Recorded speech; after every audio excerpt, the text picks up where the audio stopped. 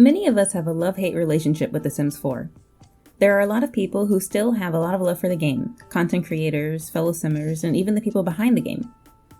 For me, I mainly focus my love on the people who try to do fun things in the game, which means modders, CC creators, and people who make Let's Plays, builds, and so on.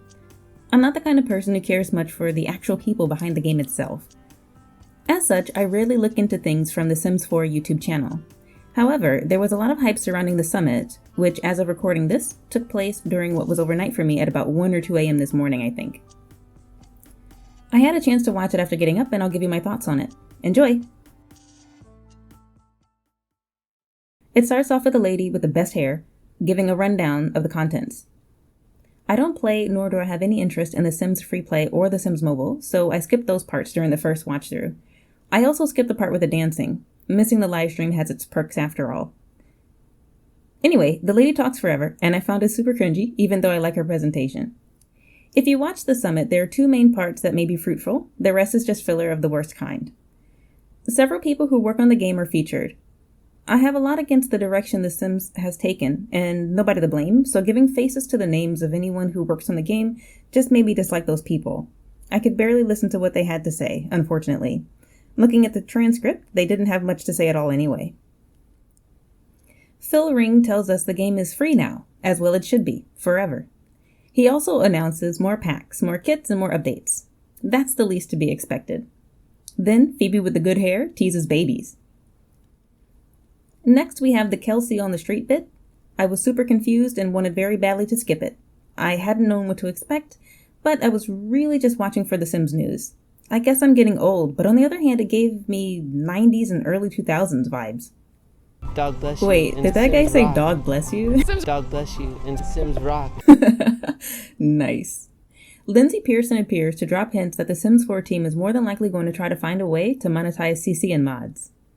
Be afraid. Be very afraid.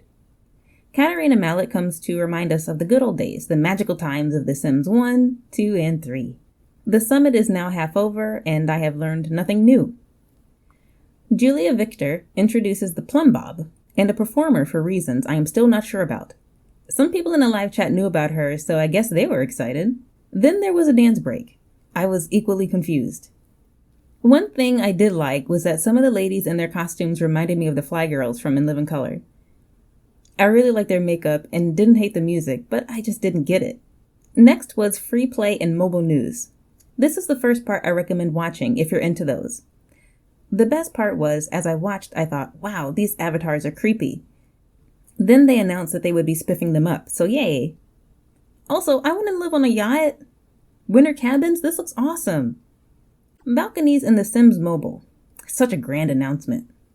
Following that, Kelsey on the street introduces some content creators. Technically, they are Simmers, but I think of Simmers as people who don't create content. It's good to spotlight people who are making content because it's hard to play the game without new ideas from them. So big ups. There was a lot of love for them in the live chat, which was good to see. Lindsay then introduces Project Rene and admits to have worked on the game for more than 20 years. What a legacy. Project Rene seems to me like, hey guys, Paral I is gaining a lot of traction. What can we do to make sure we stay on top? Oh, I know, we'll just bite their style. Introduce things that have been well within reach for us for years, like customizing objects, give it a fresh name, and hope no one notices. They're announcing it early, like, hasn't this been in the works this whole time? Were you guys too busy figuring out clever ways to make us pay for old technology and recycled items that you forgot to actually program a game? So excite. Well motivate. Phoebe comes back and teases babies. Again. It'll be about time when it releases in 2023. And that's pretty much the end. In more ways than one. Thank you for watching. If you like this video, please consider liking and subscribing. I build, do Let's Plays, and comment on Sims news when something big happens. There's more content to come. Peace.